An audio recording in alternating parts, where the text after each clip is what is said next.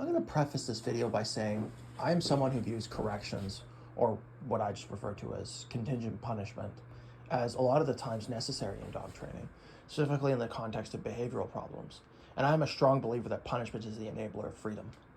However, I also want to talk about something briefly.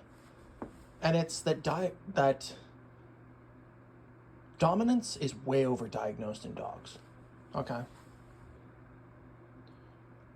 So a dog, for example, that acts like a fucking idiot at the end of the 6-foot leash, lunging, barking, being dumb, like this one used to do.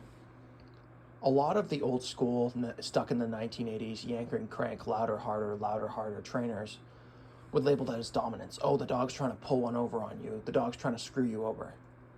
And that's not at all what's going on, objectively. Here's what's going on. The dog goes, such and such terrifies me. It could be a person, could be a bike, could be another dog.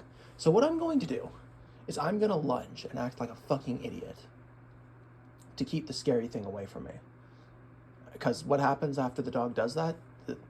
The person with the dog moves across the road, the person moves across the road, or the bike keeps going and moves away. So the dog figures, sometimes correctly, I made the scary thing go away.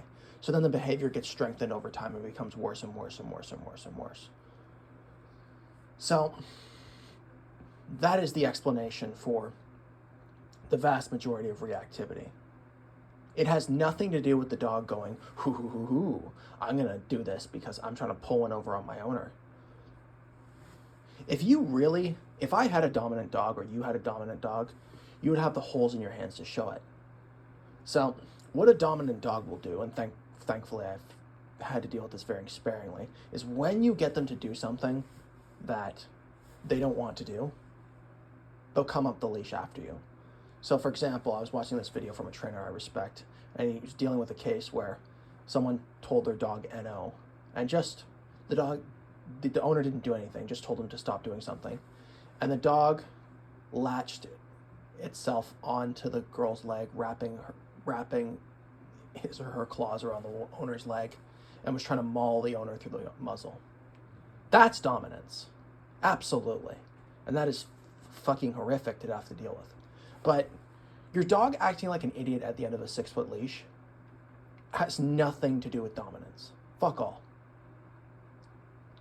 And yeah, that's my TED Talk.